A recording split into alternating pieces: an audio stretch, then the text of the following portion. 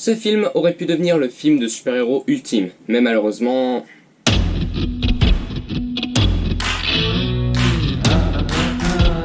Bonjour tout le monde, on se retrouve aujourd'hui et avec beaucoup de retard pour parler du film Batman vs Superman, l'aube de la justice, sorti en 2016 et qui fait suite au film Man of Steel dont j'ai aussi fait une critique. Cette fois, plus que jamais, Snyder a divisé un max. Entre ceux qui disent que le film est un chef-d'œuvre et ceux qui pensent que c'est un des pires films de tous les temps, les avis sont très partagés.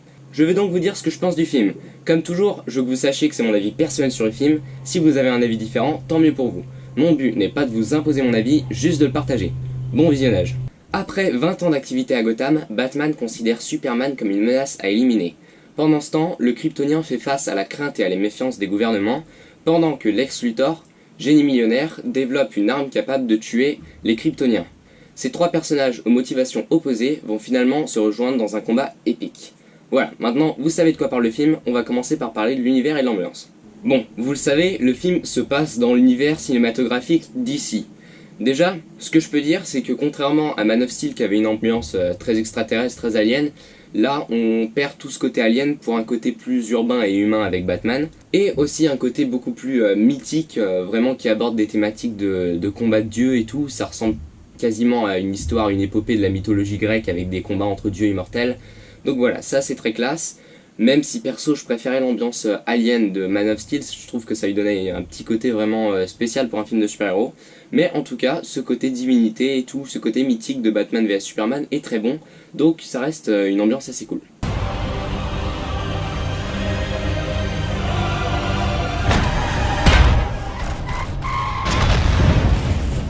On passe tout de suite au scénario parce que j'ai rien d'autre à dire sur l'univers. Bon, bah le scénario, il a des hauts et des bas. Déjà, je précisais que j'ai jamais vu la version cinéma du film, je n'ai vu que la version longue qui apparemment est bien meilleure, mais même dans ce cas, bah ça reste très bancal. Donc le film reprend les thématiques de Watchmen, c'est-à-dire tout ce qui est remise en question du super-héros, méfiance de Superman, etc. Donc de ce côté-là, c'est très intéressant, c'est cool de voir que le monde il commence à avoir un autre point de vue sur Superman, donc ça c'est très intéressant.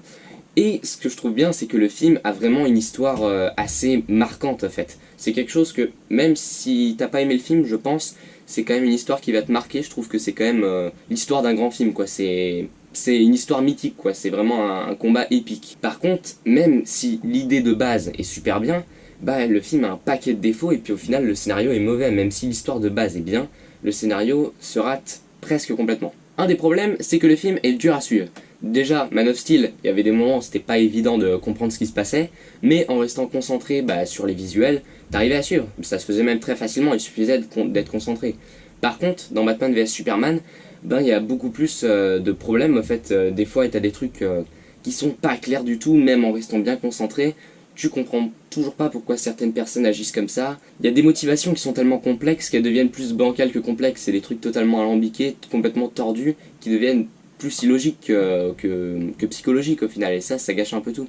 Un autre problème, c'est que le film en fait beaucoup trop niveau teasing. C'est censé être un affrontement entre Batman et Superman, mais au final le film il s'éparpille beaucoup, et puis on te tease plein de trucs pour les prochains films, plein de personnages, et au final ça casse souvent le rythme. Ça aurait mieux passé en scène post-générique, parce que des fois tu vas voir les personnages qui se préparent au combat, et après tu vas voir tout d'un coup un gars qui va avoir des caméras de surveillance d'autres super-héros pour teaser leur arrivée plus tard dans l'univers. Et je trouve ça dommage parce que toi t'es intéressé par ce qui se passe à l'écran et tout d'un coup on va te montrer un teasing qui t'intéresse pas énormément au final, qui aurait bien mieux passé après le générique. Bref, vous l'avez compris, le scénario est la partie où le film se plante le plus au final, parce que même s'il est rempli de bonnes idées, il y a plein de bonnes choses, mais au final il y a des choses qui sont mal utilisées ou des trucs qui sont pas clairs.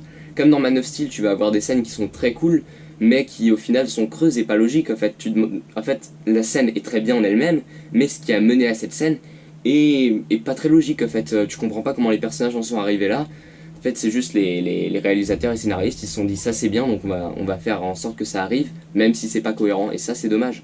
Et donc, au final, le film veut faire beaucoup trop de choses en même temps. Ça veut être un affrontement psychologique entre Batman et Superman, ça veut être une suite à Man of Steel, ça veut être une adaptation de The Dark Knight de Frank Miller, ça veut être aussi un préquel à Justice League, ça veut aussi créer un univers partagé qui n'existait pas encore dans Man of Steel. Donc voilà, le film veut faire plein de choses, te teaser des suites et tout, et au final, même avec les 3 heures qui durent en version longue, et ben malgré tout ça reste pas assez pour développer tout ça. Au final le film il s'en mêle les pinceaux quoi, et puis c'est trop éparpillé quoi, le tout est pas très bien foutu au final.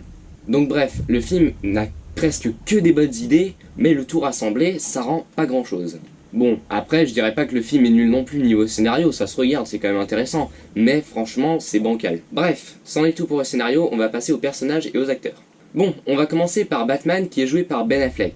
Comme d'habitude, on a eu une polémique qui jugeait l'acteur sur un film qui date de plus de 10 ans, tout ça pour au final l'acclamer plus tard comme un des meilleurs Batman, bref, c'est totalement débile. En tout cas, moi, la première fois que je l'ai vu, j'étais plus jeune, donc cette version m'avait pas plu parce que c'était vraiment ce côté violent, dépressif. Mais en grandissant, du coup, j'ai appris à aimer ce Batman et franchement, je pense que maintenant c'est un de mes préférés qu'on ait vu au cinéma. Déjà, Ben Affleck, moi je trouve qu'il est très bon dans le rôle, il a vraiment le charisme, la prestance qu'il faut. Et puis bah il a le physique qu'il faut aussi, je trouve que en plus il a ce côté bon, je pense pas que l'acteur soit si vieux, mais dans le film il a l'air un peu vieux et j'aime beaucoup ce côté vieux et désabusé, je crois plus en l'humanité en fait, et ça je trouve ça très bien. Je trouve qu'ils ont vraiment une bonne approche psychologique du personnage qui monte qui devient de plus en plus violent en fait et sans pitié, et ça je trouve que c'est vraiment bien. Whatever you do, wherever you go, I will be watching you. We have hospitals to treat the mentally ill with compassion, but that's not where you're going. I arranged for you to get transferred to Arkham Asylum in Gotham. Et en plus de ça, le film montre très bien sa volonté de tuer Superman. Ça, je trouve ça très bien. Tu vois au fur et à mesure qu'il devient de plus en plus motivé à tuer Superman, et ça, je trouve ça très bien. You know what? We're gonna find your mom. Where is she?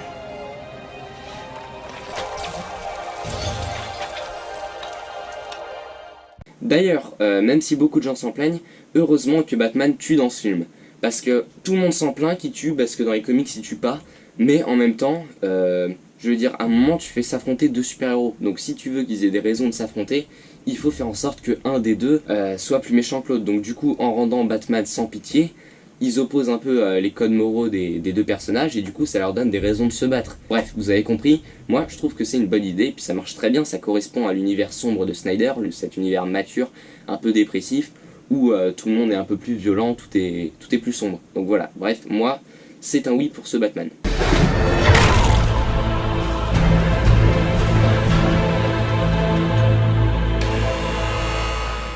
Du côté de Superman, par contre, je trouve que c'est beaucoup moins bon. Là où dans Man of Steel, il avait une très belle évolution qui le rendait intéressant, même s'il n'était pas attachant, il était au moins très intéressant à suivre, et ben là, du coup, il a aucune évolution, c'est le même dieu parfait tout le long du film, il ne change pas, et ça, je trouve ça vraiment dommage, parce que du coup, ça rend un perso totalement lisse, totalement insipide en fait, et la seule évolution qu'il a dans le film, c'est une perte de confiance vers le milieu du film, qui en plus n'est pas très justifiée. Donc ouais, je trouve que le personnage, du coup, il est plus secondaire, il est moins intéressant que dans son premier film, et c'est vraiment dommage. Même l'acteur Henry Cavill, que j'aimais beaucoup dans le premier film, là je trouve qu'il est un peu, vu que son perso est totalement lisse, qu'il a pas vraiment de motivation, il a pas d'évolution, et je trouve que Henry Cavill du coup se débrouille beaucoup moins bien. Par exemple dans la fameuse scène du Sauve Martha à la fin du film, enfin vers les 3/4 du film, et je trouve que sa voix fait pas du tout crédible. Find them! Save Martha! En tout cas, bref, moi, je trouve que c'est pas génial. Bon, après, Henry Cavill reste bon dans ce film, hein, mais c'est juste qu'il me paraît moins investi que dans Man of Steel. Sinon, le personnage a aussi aucune motivation pour se battre contre Batman. Je veux dire, c'est juste quelqu'un qui lui fait du chantage. Si tu tues pas Batman, je vais tuer quelqu'un que tu aimes.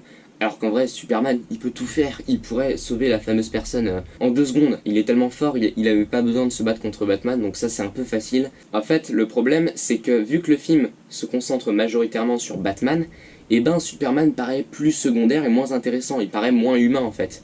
Et du coup, on s'y attache beaucoup moins, on s'y intéresse beaucoup moins, et du coup, on a tendance à se ranger du côté de Batman, je dirais. Sauf que le problème, c'est que dans le film, Batman a tort, parce qu'il veut tuer Superman, alors que Superman, on sait qu'il est gentil. Et du coup, contrairement à Captain America Civil War, où du coup les deux équipes d'Iron Man et Captain America pouvaient paraître justifiées, tu pourrais autant préférer que l'un gagne que l'autre, parce qu'ils avaient tous des motivations intéressantes et logiques en fait. T'en as un qui voulait garder sa liberté de sauver les gens quand il voulait, tandis que l'autre il voulait que ce soit supervisé pour réduire les dommages collatéraux. donc les deux paraissent avoir raison en quelque sorte. Alors qu'ici, d'un côté, t'as le Batman hyper intéressant d'un point de vue de personnage de psychologie, mais qui a tort, qui veut tuer le gentil, et de l'autre, tu as le gentil qui est inintéressant, qui a aucune évolution, et qui se bat contre Batman qui est beaucoup plus intéressant. Donc au final, tu préfères que Batman gagne, même s'il a tort. Donc du coup, pour moi, l'affrontement est raté, parce que difficile de choisir un camp. Sinon, Jesse Eisenberg en Luthor est génial. Ouais, je sais, quasiment tout le monde, même ceux qui ont aimé le film, disent que il est plutôt mauvais, il a l'air ridicule. Moi personnellement, je l'adore. Je trouve qu'il est super bon acteur dans ce film, que ce soit au niveau de sa gestuelle ou de sa voix, il rentre super bien dans son rôle. Et en fait, à mon avis, c'est plus le rôle qui pose problème aux gens, parce que c'est sûr que le personnage de Lex Luthor dans le film est pas génial. Moi perso, je l'aime bien, j'aime bien sa personnalité. Par contre, ses motivations sont totalement bancales. Alors, vu que le personnage est fou, ça passe à peu près, mais quand tu réfléchis, ça n'a aucune logique. Et puis, le problème, c'est que le scénario se base sur son plan, mais son plan est complètement tordu, ses motivations n'ont aucun sens, et t'as pas l'impression que les étapes s'enchaînent de façon fluide. Et ça, c'est vraiment dommage. Mais par contre, niveau personnalité du personnage et niveau de l'acteur, je trouve ça génial. Donc pour moi, c'est un des meilleurs personnages du film, grâce à son acteur. Franchement, Jesse Eisenberg, bravo, génial dans ce film. And I am...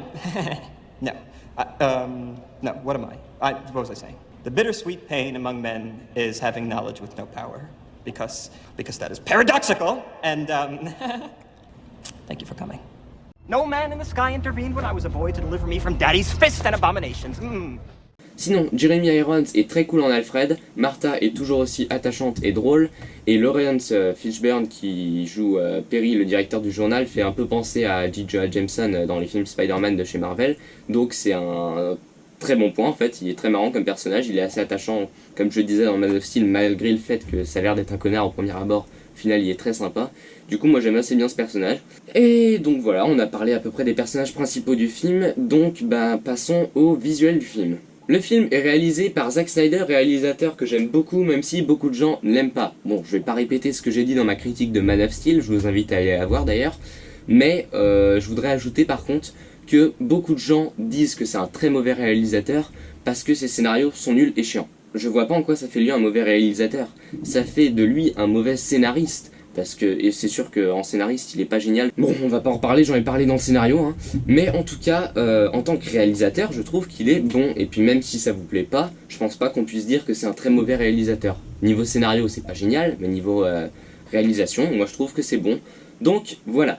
En tout cas, bref, moi je l'aime beaucoup, Zack Snyder, et je trouve que ce film est encore une fois super cool visuellement. Donc on remarque deux améliorations déjà, c'est que contrairement à Man of Steel, du coup Zack Snyder a complètement arrêté de mettre des zooms que je trouvais un peu inutiles. Il a enlevé aussi beaucoup les tremblements de caméra qu'on a encore dans certaines scènes, mais de façon plus justifiée en fait. Je trouve les tremblements dans Batman vs Superman, les tremblements de caméra me paraissent mieux utilisés que dans Man of Steel, enfin en général. Et donc voilà, de ce côté-là je trouve que ça s'améliore. Par contre, même si on a plus de couleurs, les visuels m'ont moins marqué, parce que je préfère les visuels froids et bleutés dans Man of Steel qui me marquent vraiment, pour le coup, la ville de Metropolis très grise à la fin, là, et tout ça, ça m'a vraiment marqué. Par contre, dans Batman vs Superman, il y a plus de couleurs, mais en même temps, ça me paraît plus fade, je sais pas, ça a moins d'ambiance particulière. Mais bon, même si niveau couleurs, j'aime un peu moins, ça reste quand même super, il y a des très beaux plans, des scènes qui sont filmées de façon super classe, des images assez symbolistes. Donc bref, je trouve que ça rend hyper bien visuellement, même si je préfère Man of Steel, ça reste quand même un film hyper impressionnant visuellement, surtout dans les scènes d'action où Zack Snyder est génial, les caméras elles suivent les personnages de partout sur des kilomètres quand ils se prennent des coups. Enfin bref, moi je trouve que c'est très dynamique, c'est hyper classe.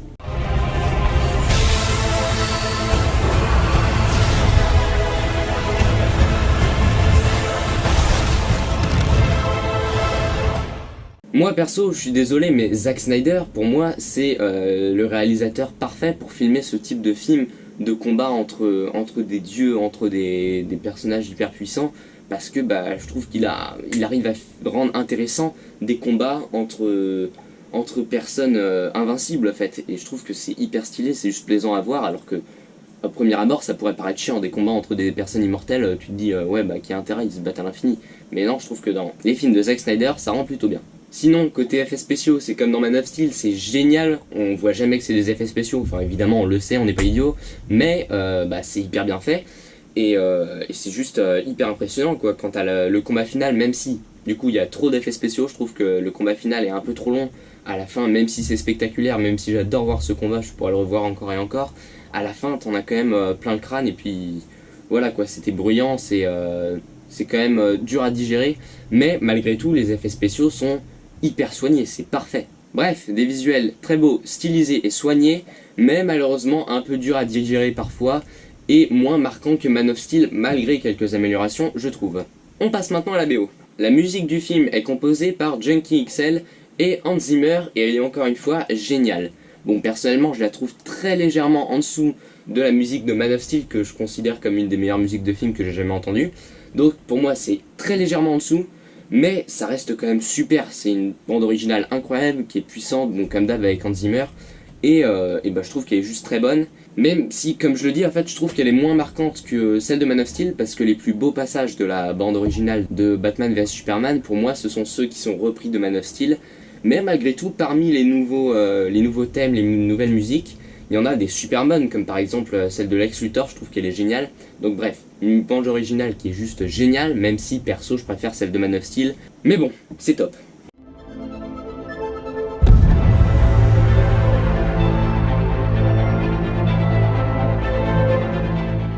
Pour conclure, je pense que le film est raté. Par contre, ça veut pas dire qu'il est mauvais. Parce que oui, le film avait de l'ambition, il voulait vraiment devenir un grand film, tu vois. Il voulait atteindre la perfection, mais au final, il s'est loupé. Donc comme on dit, plus haute est l'ascension, plus dure sera la chute. Et malheureusement, le film se rate et il n'est pas aussi bon qu'il aurait dû être. Mais malgré tout, je trouve que le film tient le coup. Malgré son scénario qui est bancal, ses personnages qui sont pas toujours intéressants malgré un Batman très intéressant, je trouve que les acteurs sont en général très bons, les visuels sont hyper impressionnants, la bande originale est géniale, et au niveau des thématiques, on a des thématiques matures pour un film de super-héros, et puis le film a quand même une ambition assez importante qui déteint quand même sur le scénario du film, même si le scénario n'est pas à la hauteur. Il y a une empreinte quand même d'ambition, et tu vois qu'ils ont essayé de faire quelque chose de bien. Et moi je trouve que ce film, même, en fait je comprends pas comment on peut le détester, je comprends qu'on puisse ne pas l'aimer, mais au point de le détester, je trouve qu'il y a quand même un paquet de bonnes choses dans ce film.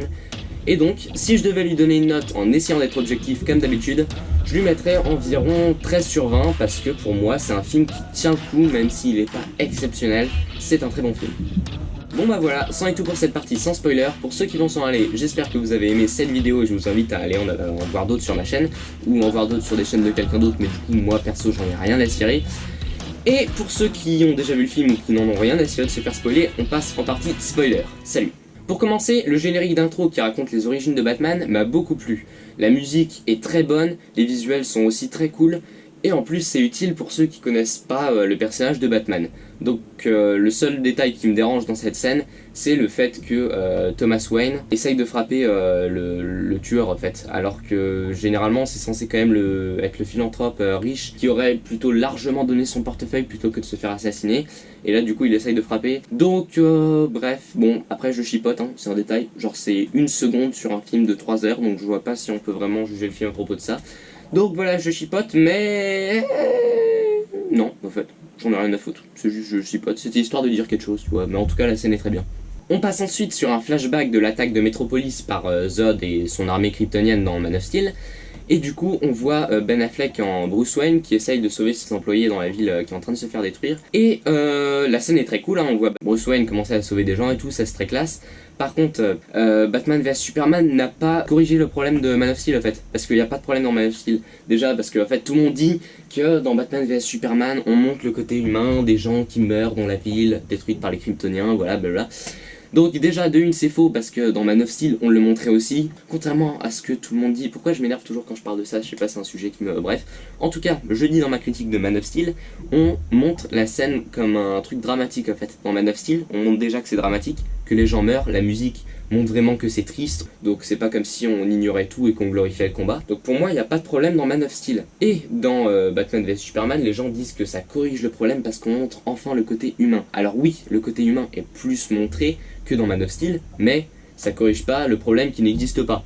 Et en plus de ça, je sais pas si vous avez remarqué ce faux raccord, mais dans Man of Steel, le vaisseau kryptonien descendu par Superman s'écrase dans la zone détruite de la ville dans Man of Steel. Ça fait aucun dégât, tout le monde est déjà mort, ça s'écrase dans la zone apocalypse. Par contre, dans Batman vs Superman, regardez, je vous mets l'extrait, dans la même scène, le vaisseau s'écrase en fait en tombant en plein centre-ville, dans des rues épargnées, où tout le monde est encore en vie. Alors, est-ce qu'il a toujours corrigé le problème, Batman vs Superman? Je ne pense pas, je pense qu'il l'a empiré. Non, en vrai, je déconne, j'en ai rien à foutre. Je pense pas que le film glorifie non plus cette scène, pas comme dans Man of Steel. En fait, ce problème n'existe pas, alors arrêtez de me tanner le cuir avec ça. Non, tanner le cuir, ça... Non, arrêtez de me tanner, en fait. Tanner tout court, il n'y a pas de cuir, il n'y a pas de... Non, on a déjà passé assez de minutes là-dessus. Quand je disais que le plan de Lex Luthor n'était pas clair, je m'explique. Pourquoi le Russe qui travaille pour Lex Luthor demande à ce que le prisonnier marqué au fer rouge par Batman se fasse tuer par les autres prisonniers de la prison? Moi, la seule conséquence que je vois, c'est que du coup, ça ternit la réputation de Batman. Et du coup, ça force un peu, ça donne un avis négatif de Batman à Superman. Donc voilà, ça l'incite un peu plus à se battre contre Batman. Mais pourquoi Lex Luthor veut que Superman se batte contre Batman? Alors, soit il veut que du coup Superman perde, comme ça il est mort, soit il veut que Superman gagne, comme ça il montre au monde entier qu'il a tué quelqu'un et que c'est un monstre. Sauf que Batman, vu que c'est déjà un personnage controversé et qu'en plus Lex Luthor le fait paraître encore plus méchant en exécutant les prisonniers qu'il arrête, du coup tout le monde s'en fout. Si Superman tue Batman, 90% de la planète va être en mode ouais bravo. Donc je vois pas en quoi Lex Luthor veut que Batman ait des embrouilles au fait. Et en plus, c'est même pas contre Batman, parce que Lex Luthor veut tuer Superman parce qu'il pense que Superman ne peut pas être tout bienveillant. Mais il a rien contre Batman, parce que Batman, il ne lui volera la kryptonite qu'une heure plus tard dans le film. Donc pour l'instant, il a rien contre Batman, mais il lui fait quand même du mal. Donc je sais pas, moi vous avez peut-être la solution, mais dites-le moi dans les commentaires si vous pensez un truc, mais moi perso je suis un peu perdu. Bon après évidemment, l'idée de base, que ce soit Lex Luthor qui les manipule Superman et Batman pour qu'ils finissent par s'affronter, ça c'est une très bonne idée. Par contre, les motivations et la façon dont c'est exécuté, du coup ça chamboule un peu tout, mais l'idée de base est quand même super sympa. Après ça, on a le fameux Nightmare, cette vision post-apocalyptique d'un futur où le monde est dominé par Superman sous l'influence de Darkseid. Et du coup, je trouve que c'est juste une super idée. Je ferai probablement une vidéo sur le Nightmare, déjà, du génie ce nom, le Nightmare. C'est le cauchemar du chevalier noir, le Nightmare. Bonne idée, franchement, chapeau les fans, à moins que ce soit le nom officiel, mais il me semble que c'est les fans. Et en tout cas, bref, je ferai probablement une vidéo là-dessus, donc abonnez-vous si vous voulez pas la manquer. Du coup, bref, étant donné que je disais ce que je disais, le Nightmare, c'est génial, c'est un genre de monde à la Mad Max, où Batman a un manteau au lieu d'une cape, moi j'adore les manteaux, et c'est juste une super bonne idée en fait. Enfin, bref, moi j'adore cette partie, je trouve que c'est hyper inventif de faire un truc de super-héros dans un monde détruit. Ça me plaît beaucoup, on va pas rester 3 heures là-dessus. Comme je le disais, il y a beaucoup trop de teasing. Le Nightmare, carrément. Wonder Woman, ok, ça passe encore. Mais après, Flash, Aquaman, Cyborg, il y en a beaucoup trop, t'en as de partout, t'en peux plus. Et en plus, les teasings, mais qu'est-ce qu'ils sont nuls. Flash pousse un voleur dans une épicerie, waouh, génial. Aquaman croise un sous-marin, waouh, génial. Il y a que Cyborg qui est un minimum intriguant, t'as envie de savoir qui c'est en fait. Mais encore, c'est pas ouf non plus. Je sais pas, ils auraient pu trouver des teasings mieux que juste une vidéo de quelqu'un qui fait quelque chose. Enfin bref, moi je trouve ça pas intéressant. Ouais, sinon le coup de Clark qui a pas pu voir la bombe à travers le sac de plomb, ça sort totalement de nulle part. Alors oui, dans les comics, Superman peut pas voir à travers le plomb, mais on nous en a jamais parlé dans Man of Steel, on nous en a jamais parlé dans Batman vs Superman, ça arrive d'un coup. Mais oui, du plomb, tu peux pas voir à travers le plomb. Nous on savait pas, merci. Enfin, moi perso, j'ai jamais lu de comics avec Superman à part The Dark Knight de Frank Miller, et ils en parlent pas vraiment du plomb. Et j'ai jamais vu les vieux films de Superman en fait, donc du coup j'ai aucune connaissance là-dedans.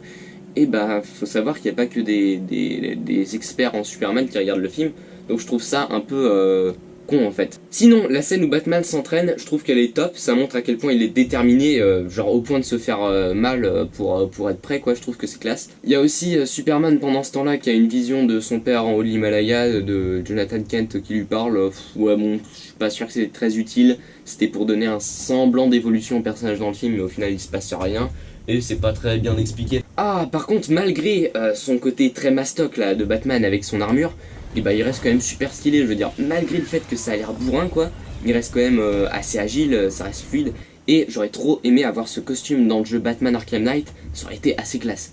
Le combat entre Batman et Superman, je trouve qu'il est visuellement assez intéressant, il est spectaculaire, même si évidemment ça peut pas arriver au niveau de Man of Steel parce que c'était deux dieux qui se combattaient, donc forcément c'était des combats beaucoup plus qui avaient un impact beaucoup plus important sur le monde.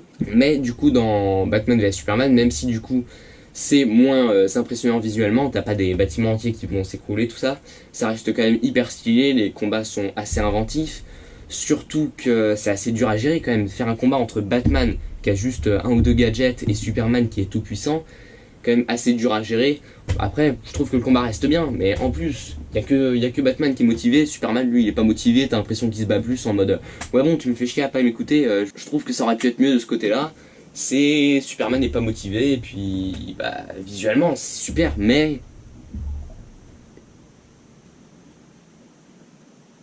ça explique tout ce mouvement. Ce mouvement finit ma phrase en fait. Voilà, ça c'est. Mais voilà, alors, je pense que tout le monde est d'accord avec moi. Hein. Ouais, bah oui, hein. On est tous du même avis de toute façon. Hein. De toute façon, à partir du moment où je fais ça, normalement, ouais, et ça a aucun sens ce que je dis. Hein. Mais le but c'est pas d'avoir un sens, c'est d'avoir une direction. Raconter n'importe quoi. Ah oui, d'ailleurs, en parlant de ça, non, en fait, ça n'a rien à voir. Mais le combat entre Batman et Superman, en fait, si, ça a totalement à voir. Donc, en parlant du combat entre Batman et Superman, c'est quand même assez décevant parce que le film s'appelle Batman contre Superman. Tu as genre 2/3 du film, ils se préparent. Pendant 10 minutes sur un film de 3 heures, ils se battent et après ils sont en équipe.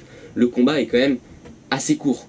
Genre pour un film qui s'appelle Batman contre Superman, l'affrontement aurait été au final hyper court par rapport à la durée totale du film. Ça ne rend pas le film mauvais, mais on peut être un peu déçu. Moi, j'avais aucune attente sur le film la première fois que je l'ai vu, j'en avais jamais entendu parler avant de le voir, c'est pour dire. Et quand j'ai vu, je me suis dit que c'était chiant, parce que j'étais petit, donc je me suis fait chier. Mais je veux dire, maintenant quand je le vois, du coup, je l'aime bien en fait ce film. Mais je comprends que si t'avais une attente de ouf en mode putain ça va être l'affrontement génial et au final t'as 10 minutes sur un film de 3 heures, tu dois être un peu déçu. Ah, la fameuse scène de Martha. C'est totalement une bonne idée. Non, en vrai, c'est une bonne idée, pourquoi pas. Je veux dire, les deux personnages ont une mère qui a le même nom, et au final cette scène a une logique, mais tellement logique. Oui, la logique, c'est souvent logique. Mais bon, en tout cas, je comprends pas les gens qui ne comprennent pas ce film. Faut être totalement débile. Les gens, il y a genre 90% des gens qui ont vu ce film, restent persuadés que cette scène dit « Oh, bah nos mamans, elles ont le même nom, on est potes ». C'est pas du tout ça. Le film ne parle pas du tout de ça. Depuis 2 heures, le film te montre la psychologie de Batman. On a même des rêves, des flashbacks, ça te montre de tout à quel point il réfléchit. Et au final, les gens n'ont toujours pas compris qu'en fait, en entendant que la mère de Superman a le même nom que sa propre mère, il se rappelle pourquoi elle est devenue Batman, il se rappelle pourquoi sa mère est morte, et il se rend compte qu'en fait, il a sombré du côté obscur. Enfin bref, je vous conseille la vidéo de MJ Fermella, les 5 faux problèmes de Batman vs Superman, il me semble. Elle est très complète sur le sujet, et en tout cas, moi je suis totalement d'accord avec lui, c'est totalement logique. Je trouve que la scène de Martha est très bonne. Le seul problème, c'est que à peine 3 minutes après dans le film, ils sont en mode ouais, je suis un ami de Superman, ils sont potes après quoi. Faut pas déconner non plus. Sinon, pourquoi cette idiote de Lois jette la lance au fond d'un puits? Je veux dire, c'est con, d'accord, elle savait pas que ça allait le servir dans la suite du film, elle savait pas. Mais à quel moment tu prends des décisions comme ça? C'est genre l'arme la plus puissante du monde au final. C'est la seule arme capable de tuer Superman. Et elle la jette en mode ouais bon allez hop on jette ça comme ça, alors que tu prends pas des décisions comme ça quoi. Le sort du monde pourrait être entre les mains de cette lance, ou entre les mains de Loïs qui tient cette lance dans ses mains. Enfin bref, ça pourrait être hyper important et elle la jette en mode allez hop on s'en servira pas. 10 minutes plus tard, maintenant elle est en train de risquer sa vie pour la récupérer. Un peu facile quoi. La scène où Batman sauve Martha est à la fois un super hommage au jeu vidéo Batman Arkham et aussi une adaptation d'une scène de Batman The Dark Knight de Frank Miller. Genre t'as vraiment des mêmes lignes de dialogue comme dans les jeux vidéo, t'as Batman qui fait les mêmes combos, genre qui va tirer son grappin sur quelqu'un, le ramener jusqu'à lui pour avoir plus d'élan pour lui donner un coup. Et en tout cas bref, moi j'aime beaucoup cette scène, je trouve qu'elle est hyper classe, elle est fun à voir, et puis bah ça montre bien un Batman bien violent, c'est classe. Oh, et aussi il y a un moment...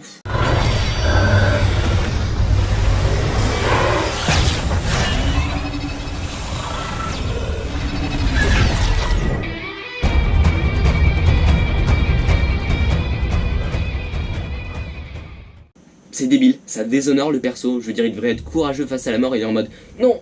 Et là en fait tout ça c'était pour montrer que genre Wonder Woman arrive et il le sauve parce que c'était pour montrer qu'elle était plus forte que Batman, mais ça a aucun sens parce qu'on le sait qu'elle est plus forte que Batman, je veux dire après elle défonce Doomsday, elle est trop classe dans le combat, il n'y avait pas besoin de faire en sorte Batman apeuré et puis Wonder Woman qui le sauve. Je trouve que c'est un peu exagéré, mais en tout cas elle est hyper stylée dans ce combat, hyper classe. Ah sinon j'aime beaucoup aussi la scène où Batman à la fin dit qu'il va envoyer Lex Luthor à l'asile d'Arkham et qu'au final il le brûle pas avec sa chauve-souris au fer rouge là. Ça je trouve ça cool, ça montre qu'il renoue avec ses valeurs d'origine, qu'il arrête de tuer les gens, et ça du coup je trouve ça très bien. Et pour ce qui est de la mort de Superman aussi, ben tout le monde le dit, mais c'est vrai que c'est un peu con de le tuer dès le deuxième film parce que tu sais que quand tu commences une nouvelle franchise, si tu tues le personnage principal dès le deuxième film, tu sais forcément qu'il va revenir. Donc c'est fait un petit peu trop tôt, mais malgré tout sa mort, je trouve qu'elle est très stylée, comment il finit empalé et puis qui s'enfonce encore plus la griffe dans le cœur pour pouvoir planter la lance dans Doomsday, je trouve ça très classe. Avec la musique aussi, quand les deux meurent au même moment, la musique avec les lasers, là, je trouve que ça rend super bien.